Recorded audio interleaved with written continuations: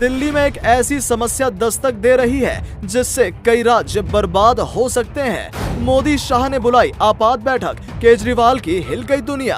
फिर होगा चुनाव, इस बार मोदी केजरीवाल होंगे आमने सामने।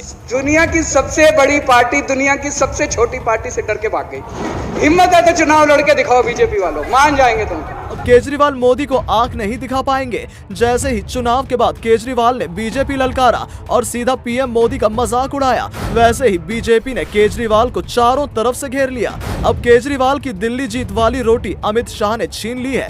राजनीति के चाणक्य ने ऐसा खेल रचा कि केजरीवाल को आने वाले एमसीडी चुनावों में कोई भी रास्ता नजर नहीं आ रहा। लेकिन ऐसे हालात पैदा क्यों हुए? क्या सचमुच बीजेपी केजरीवाल से डर गई या कहानी कुछ और है? आइए आपको अगले 2 मिनट में समझाते हैं। दिल्ली का एमसीडी चुनाव कैसे बन गया है रण का नया मैदान। अब दिल्ली की तीनों एमसीडी के चुनाव होने थे। अगर नया वाला बिल पेश नहीं होता तो तीनों निगमों के लिए अलग अलग मेयर चुने जाते और 272 सीटों के लिए चुनाव होता। लेकिन इस नए बिल में ऐसा क्या है कि चुनाव टल गए हैं? दरअसल बीजेपी की राजनीति समझने वाले राजनीतिक पंडित कहते हैं कि बीजेपी पहले घेरती है, फिर प्लान बनाती है और उसके बाद अपनी संसदीय ताकत का प्रयोग करती है। अगर तीनों नगर निगम एक हो गए तो मेयर भी एक ही होगा और फिर उसका पावर भी दिल्ली के मुख्यमंत्री के बराबर ही होगा। इसी पावर पॉलिटिक्स के चलते 10 साल पहले शीला दीक्षित ने नगर निगम को 3 हिस्सों में बांट दिया था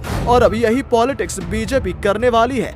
दिल्ली के 3 एमसीडी पूर्वी दिल्ली, उत्तरी दिल्ली और दक्षिणी दिल्ली नगर निगम अब एक हो जाएंगे। नए नियम से अब मेयर सिर्फ सदन की अध्यक्षता करेंगे। पैसों के मसलों को कमिश्नर साहब जाएंगे। पहले केंद्र सरकार दिल्ली सरकार को पैसा देती थी और फिर दिल्ली सरकार नगर निगमों को पैसा देती थी। लेकिन अब सीधा एक ही निगम को पैसा मिलेगा, जहां फिलहाल बीजेपी की सरकार है।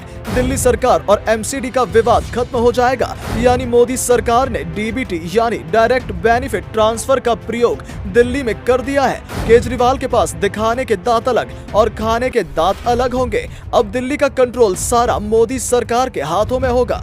दिल्ली में 4 बड़ी ताकतें हैं। पहली ताकत है केंद्र के पास यानी मोदी सरकार के पास, दूसरी ताकत है राज्य सरकार के पास यानी केजरीवाल के पास और तीसरी ताकत है उपराज्यपाल के पास और चौथी ताकत है एमसीडी, जिसमें से 3 ताकतों पर बीजेपी हावी है और सिर्फ एक पर केजरीवाल। केजरीवाल को दिल्ली से हटाने के लिए बीजेपी ने अब एमसीडी का खेल रचा है, जिसका असर आपको 8 साल बाद देखने को मिलेगा।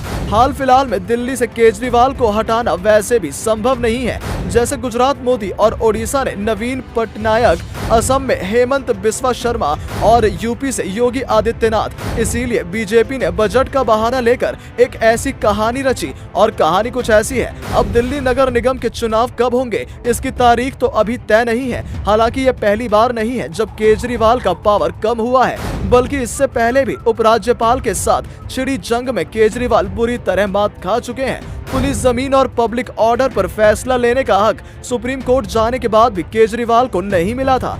दोस्तों, अगर केजरीवाल आपके राज्य में चुनाव लड़ने आते हैं तो आप उनको वोट देंगे या नहीं? अपना जवाब हाँ या ना में लिखकर जरूर बताएं और इस वीडियो को शेयर जरूर करें।